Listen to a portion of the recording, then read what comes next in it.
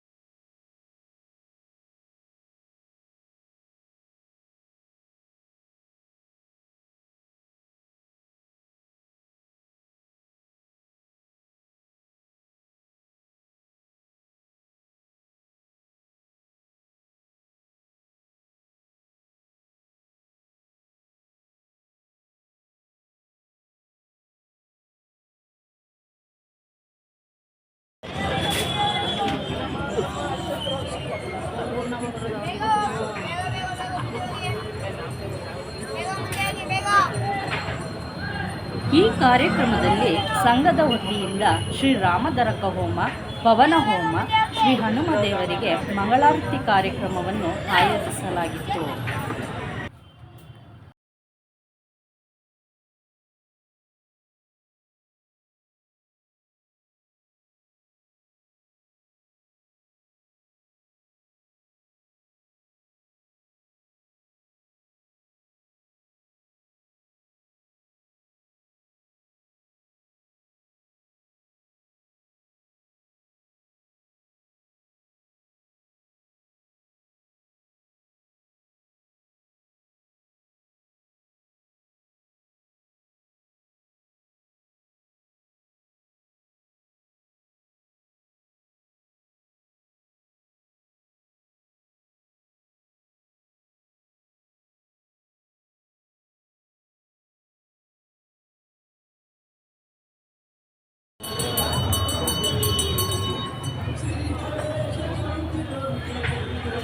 ಕಾರ್ಯಕ್ರಮದಲ್ಲಿ ಭಕ್ತಾದಿಗಳಿಗೆ ಪ್ರಸಾದ ವಿನಿಯೋಗವನ್ನು ಹಮ್ಮಿಕೊಳ್ಳಲಾಗಿತ್ತು. ಭಕ್ತಾದಿಗಳು ಸರತಿ ಸಾಲಿನಲ್ಲಿ ನಿಂತು ಪ್ರಸಾದವನ್ನು ಸ್ವೀಕರಿಸಿದರು.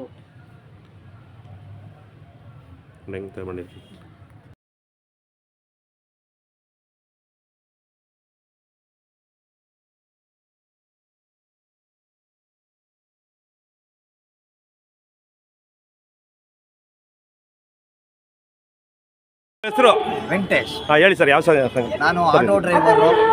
ಚಾಮುಂಡೇಶ್ವರಿ ಆಟೋ ನಿಲ್ದಾಣದ ನಾನು ಚಾಲಕ. ಯಾವ ಆಟೋ? ಚಾಮುಂಡೇಶ್ವರಿ ಆಟೋ ನಿಲ್ದಾಣ. ಸರ್, ನಾವೆಲ್ಲ ಚಾಮುಂಡೇಶ್ವರಿ ಆಟೋ ನಿಲ್ದಾಣದ ಮಾಲೀಕರು, ಚಾಲಕರು ಈ ಹನುಮ ಜಯಂತಿನ ಆಮೇಲೆ ಹಾಗೂ ಭಕ್ತಾದಿಗಳು, ಸ್ನೇಹಿತರು ಎಲ್ಲ ಸೇರಿ ಮಾಡುವಂಥ ಹನುಮ ಜಯಂತಿ ಇದು. 10ನೇ ವರ್ಷದ ಹನುಮ ಜಯಂತಿ.